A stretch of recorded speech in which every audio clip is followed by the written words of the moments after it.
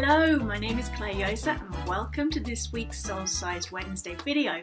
This week I want to talk to you about a problem I see all the time in my one-to-one clients and even in the mirror when I choose to look.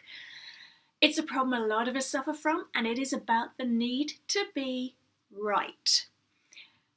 The thing is, most wars are created by two sides or more believing that they are right and the other side is wrong.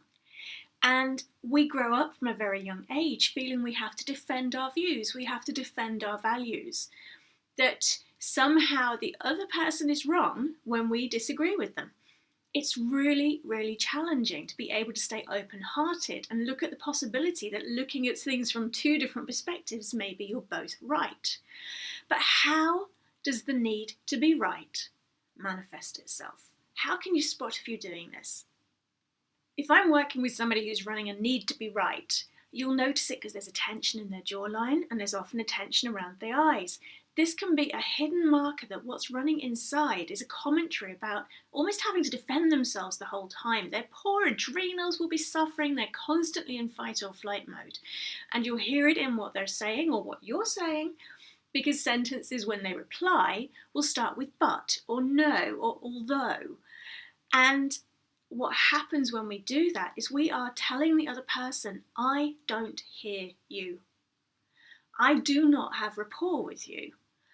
I disagree with you. What you just said is not valid. So we're listening to reply rather than listening to hear. How does the person on the receiving end experience this? They're likely to feel that they're being judged and criticised. And over time, it's going to cause them to shut down, maybe even doubt themselves. They're certainly not going to enjoy spending time with you. And one of the biggest side effects in relationships is because they're going to expect you to criticize them or tell them they're wrong. They're going to approach you with a defensive attitude, which actually makes it more likely that you'll behave in that way.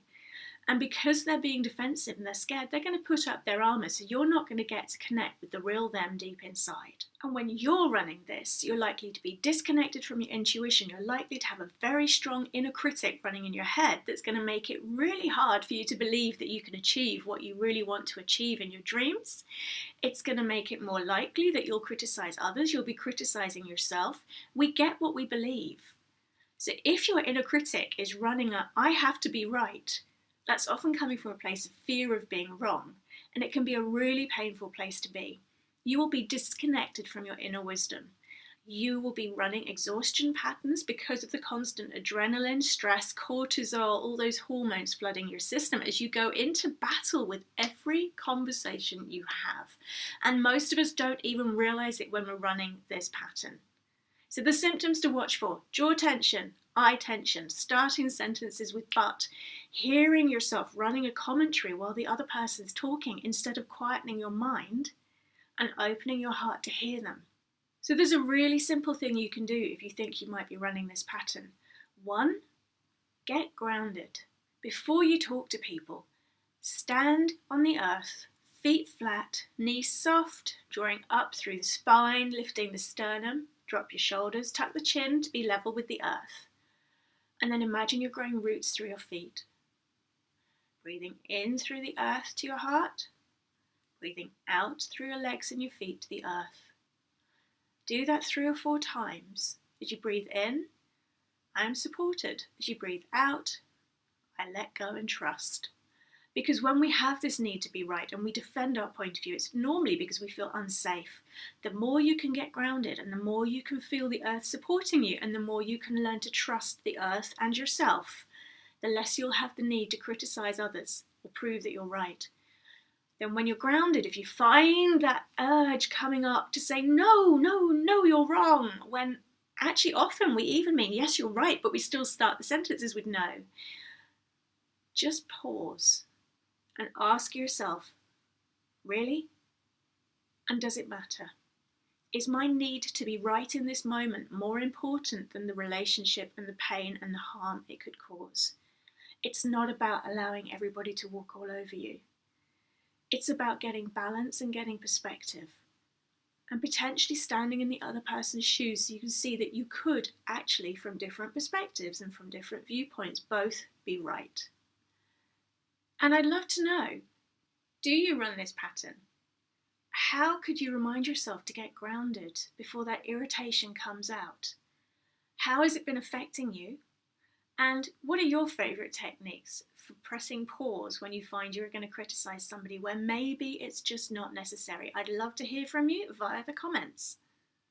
And if you really want to dive in and deal with your inner critic and really connect with your intuition so you just don't have to play this game at all anymore, then join me for the 7-day Intuition Breakthrough Blueprint. It's 10 minutes a day, designed by a combination of my inner meditation teacher and my inner engineer and my inner NLP trainer in practical, bite-sized chunks. And over 7 days, I've broken it down for you how to handle your inner critic, how to reconnect with your intuition, and how to make decisions you fall in love with without having to go fluffy.